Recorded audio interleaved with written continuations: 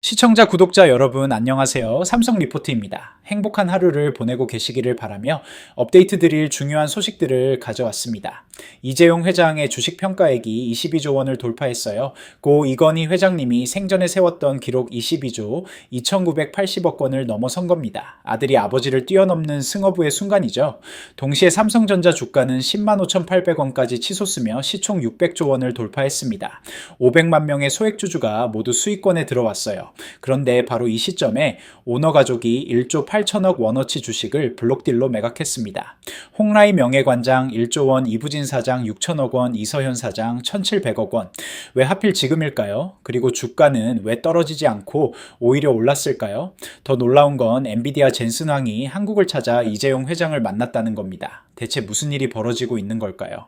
먼저 10만 전자가 얼마나 대단한 건지부터 짚어보죠. 2018년 50대 1 액면 분할 전후로 환산하면 주당 500만 원입니다. 작년 10월 49,900원이 바닥이었는데 1년도 안 돼 2배 이상 뛰었어요. 그동안 외국인들이 어떻게 움직였는지 아세요? 작년 9월부터 10월까지 2달 반 동안 외국인은 15조 원을 팔아치웠습니다. 하루에 2천억씩 던진 거죠. 그런데 올해 9월부터 지금까지 9조 원을 순매수했어요. 완전히 태도가 바뀐 겁니다. 왜일까요? 바로 실적과 미래 전망 때문입니다. 3분기 매출 86조 원, 영업이익 12조 원, DS 부문 영업이익만 7조 원인데 전분기 4천억 원의 17배예요. 메모리 분기 매출은 사상 최고를 찍었고 HBM3는 전 고객사에 양산 판매 중입니다. 그동안 엔비디아 품질 검증을 못 통과했다는 우려가 완전히 해소된 거죠. 더 중요한 건 HBM4입니다. 벌써 모든 고객사가 샘플을 요청했고 내년 생산 물량은 이미 완판됐어요. 김재준 메모리 사업부 부사장이 직접 밝혔습니다. 추가 고객 수요가 계속 들어와서 증산을 검토 중이라고요. 시장에서는 내년 HBM 매출이 20조 원을 넘을 거라고 봅니다. 젠슨 황이 한국에 왔습니다. 경주 에이펙 서밋 참석이 명분이지만 진짜 목적은 이재용 회장과의 회동이었어요. 미국 워싱턴에서 열린 엔비디아 개발자 행사에서 젠슨 황이 뭐라고 했는지 아세요? 한국 기업은 친구이자 좋은 파트너다. 그리고 트럼프 대통령을 기쁘게 할 발표가 있을 것이다. 이게 무슨 의미일까요? 구체적인 협력이 이미 시작됐습니다. 엔비디아가 최근 공개한 DGX 스파크라는 개인용 AI 슈퍼컴퓨터에 삼성 PM921 SSD가 들어갔어요. 초당 14.5GB 읽기 속도를 자랑하는 최고급 제품이죠. 그런데 더 놀라운 건 이 슈퍼컴 첫 번째 고객이 누군지 아세요? 일론 머스크의 스페이스X입니다. 조상현 삼성전자 반도체 미주 총괄 부사장이 링크드인에서 직접 밝혔어요. 엔비디아 DGX 스파크가 스페이스X에 전달된 걸 보니 흥미롭고 삼성 SSD가 핵심 부품으로 들어가서 자랑스럽다고요. 이게 시작입니다. DGX 스파크 한 대 가격이 7억 원에서 14억 원인데 엔비디아가 내년에 수만 대를 팔 계획이에요. 전부 삼성 SSD가 들어간다는 거죠. 그리고 테슬라와도 23조 원 규모의 자율주행 AI 칩 공급 계약을 맺었습니다. 삼성 2나노 공정으로 생산하는 건데 이게 얼마나 대단한 건지 아세요? TSMC가 독점하던 첨단 파운드리 시장에 삼성이 본격 진입한다는 신호입니다. 다시 오너 가족 주식 매각 얘기로 돌아가 보죠. 왜 시장은 이걸 긍정적으로 봤을까요? 첫째, 불확실성이 사라졌습니다. 그동안 상속세 12조 원을 어떻게 마련할지가 최대 관심사였어요. 언제 얼마나 팔지 모르니까 시장도 불안했죠. 이제 마지막 납부분까지 정리되면서 오너 리스크가 해소됐습니다. 둘째, 매각 방식이 깔끔했습니다. 블록딜로 국내 기관 투자자들이 대부분 매입했어요. 국민연금 같은 장기 투자자들이죠. 이들은 단기 차익보다는 장기 보유를 선호하니까 주가 안정에 도움이 됩니다. 셋째, 이재용 회장은 한 주도 안 팔았습니다. 개인 자금과 배당금만으로 상속세를 낸 거예요. 이 회장의 보유 주식 가치가 22조 3천억 원인데 이중 삼성전자만 9조 7,900억 원입니다. 삼성전자 주가가 10만 2,700원만 넘으면 단일 종목으로 10조 원을 돌파합니다. 네 번째, 가족들도 충분한 지분을 유지합니다. 홍라이 명예관장 8,800만 주, 이부진 사장 4,100만 주, 이서현 사장 4,500만 주. 매각 후에도 이 정도 보유하니까 경영권은 전혀 흔들리지 않아요. 오히려 상속세라는 짐을 덜고 경영에 집중할 수 있게 됐죠. 반도체만 잘 나가는 게 아닙니다. 모바일 사업이 완전히 부활했어요. 3분기 스마트폰 출하량 6,100만 대, 평균 판매 가격 304달러, 약 43만원, 전분기보다 13% 올랐습니다. 왜일까요? 폴더블 폰이 대박을 쳤습니다. 갤럭시 Z 폴드 7이 전년 대비 두 자릿수 성장을 기록했어요. 특히 중국 시장에서 점유율이 폭발적으로 늘었습니다. 폴더블 한 대 팔면 일반 폰 두 대만큼 이익이 나는데 이게 수익성 개선의 핵심이죠. 그런데 진짜는 내년입니다. 갤럭시 S26이 나오는데 완전히 새로운 AI 폰이 될 거예요. 2세대 커스텀 AP, 신규 카메라 센서, 증강현실 기능까지 특히 자체 개발 엑시노스 칩을 탑재해서 원가 절감과 성능 향상을 동시에 잡는다는 전략입니다. 더 흥미로운 건 갤럭시 해갈입니다. 삼성이 만드는 첫 번째 혼합현실 헤드셋인데 애플 비전 프로의 대항마예요. 가격은 절반, 성능은 비슷하게 만든다는데 시장에서는 첫 해 30만 대 판매를 예상합니다. 새로운 시장을 여는 신호탄이죠. 태블릿과 웨어러블도 호조입니다. 갤럭시 탭과 갤럭시 워치 신제품이 잘 팔리고 있어요. 특히 워치는 헬스 AI 기능을 강화해서 애플 워치와 정면 승부를 걸고 있습니다. 물론 리스크도 있습니다. 냉정하게 짚어보죠. 첫째, 특허 분쟁입니다. 미국 텍사스 연방법원이 삼성전자에 6,381억 원 배상금을 내라고 판결했어요. 콜리전 커뮤니케이션스라는 무선 네트워크 특허업체가 제기한 소송인데 갤럭시 폰과 노트북이 특허 4개를 침해했다는 거죠. 삼성은 항소할 예정이지만 부담이 되는 건 사실입니다. 둘째, 파운드리 적자입니다. 3분기에 적자폭이 1조 원대로 줄었다지만 여전히 적자예요. TSMC와의 기술 격차도 아직 큽니다. TSMC는 이미 1.4나노 개발 중인데 삼성은 2나노 양산을 이제 시작했죠. 가격 경쟁만으로는 한계가 있습니다. 셋째, 중국 리스크입니다. 미중 갈등으로 중국 시장이 어려워지고 있어요. 중국 스마트폰 점유율은 1%도 안 되고 메모리 반도체도 중국 기업들이 자금률을 높이고 있습니다. 삼성 매출의 30%가 중국인데 이게 계속 줄면 타격이 불가피하죠. 넷째, 투자 부담입니다.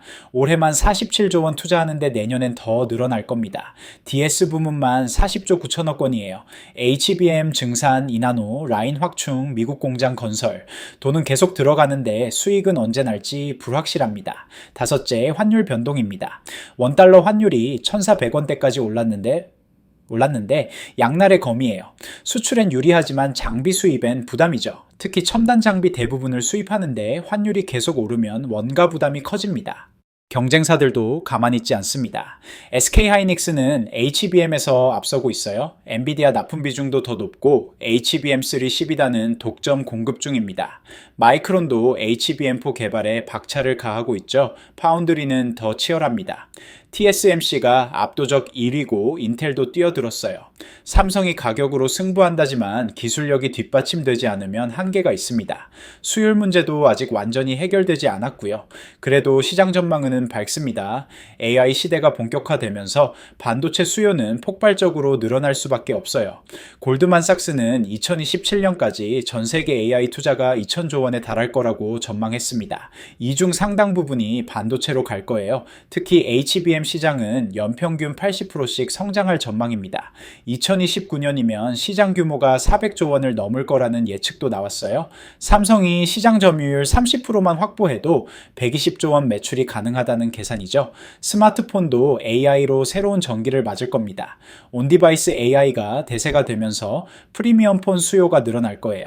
삼성은 자체 AI 기술과 구글과의 협력으로 차별화된 경험을 제공할 수 있습니다.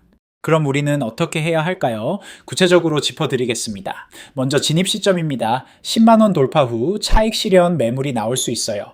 외국인 매도도 계속되고 있고요. 단기 조정은 불가피합니다. 분할 매수가 답입니다. 95,000원, 9만원, 85,000원 이렇게 나눠서 사세요. 비중 조절도 중요합니다. 아무리 좋아도 전체 포트폴리오의 30%를 넘기지 마세요. 삼성전자가 코스피 시총의 20%를 차지하니까 이미 인덱스 펀드만 사도 삼성에 투자하는 거예요. 배당도 고려하세요. 올해 주당 2,000원 정도 예상되는데 배당 수익률은 2% 수준입니다. 은행 금리보다 낮지만 주가 상승 가능성까지 고려하면 나쁘지 않죠. 특히 장기 투자자에게는 배당 재투자 전략이 유효합니다. 경쟁사 분석도 필수입니다. SK하이닉스는 HBM 특화 TSMC는 파운드리 1 등 각자 장단점이 있으니까 분산 투자도 방법이죠. 반도체 ETF도 있습니다.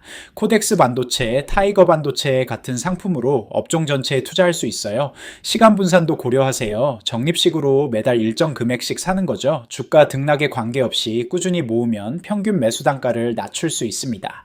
특히 변동성이 큰 시기에 유효한 전략이에요.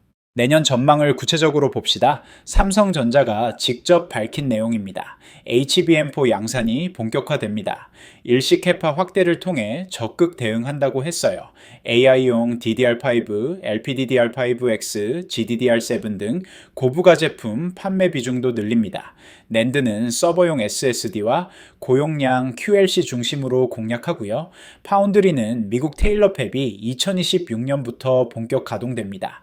이나노 신제품과 HBM4 베이스 다이 양산에 집중한다는 계획이에요. 수율 개선과 원가 절감도 지속 추진합니다. 스마트폰은 갤럭시 S26으로 AI 리더십을 강화합니다. 갤럭시 XR 같은 혁신 제품으로 새로운 시장도 개척하고요. 폴더블 라인업도 확대해서 초프리미엄 시장을 넓힌다는 전략입니다. 디스플레이는 8.6세대 IT OLED 신규 라인에서 경쟁력 있는 제품을 생산합니다. QD-OLED로 프리미엄 모니터 시장도 공략하고요. 폴더블 디스플레이 기술 격차도 더 벌린다는 계획이에요. 하마는 거래선 다변화로 전장사업 성장을 추진합니다. 인수한 오디오 브랜드를 활용해서 시장 리더십도 강화하고요. 전기차 시장 확대와 함께 성장이 기대되는 부문입니다. 전사적으로 연구개발 투자를 역대 최대 규모로 집행합니다. 3분기 누계 기준 26조 9천억 원인데 영안으로는 35조 원을 넘을 전망이에요. 미래 먹거리에 대한 투자를 아끼지 않는다는 의미입니다. 여러분, 오늘 정말 많은 얘기를 했습니다. 핵심을 정리하면 이렇습니다. 삼성전자는 지금 역사적 변곡점에 있습니다. 이재용 회장이 아버지를 넘어서는 순간, 상속세 부담에서 벗어나는 순간, AI 시대의 주역이 되는 순간, 이 모든 게 동시에 일어나고 있어요. 10만 전자는 끝이 아니라 시작입니다. HBM4가 본격 양산되고 미국 공장이 가동되고 갤럭시 AI가 일상이 되면 지금 주가가 싸 보일 수도 있어요. 물론 리스크는 있습니다. 특허 분쟁, 파운드리 적자, 중국 문제 투자 부담. 하지만 이런 리스크를 감안해도 삼성의 미래 가치는 충분합니다. 500만 소액주주가 모두 수익권에 들어온 지금 여러분도 결정해야 합니다. 지켜볼 것인가, 참여할 것인가. 투자는 각자의 판단이지만 한 가지는 분명합니다. 삼성전자 없는 한국 경제는 상상할 수 없고 AI 없는 미래도 상상할 수 없다는 것. 제가 드린 정보가 도움이 되셨길 바랍니다. 투자 판단은 신중하게 하시되 기회를 놓치지는 마세요. 오늘 영상이 도움이 되셨다면 구독과 좋아요 부탁드립니다. 알림 설정까지 해주시면 최신 분석을 가장 빨리 받아보실 수 있어요. 다음에는 더 깊이 있는 분석으로 찾아뵙겠습니다. 삼성 리포트였습니다. 감사합니다.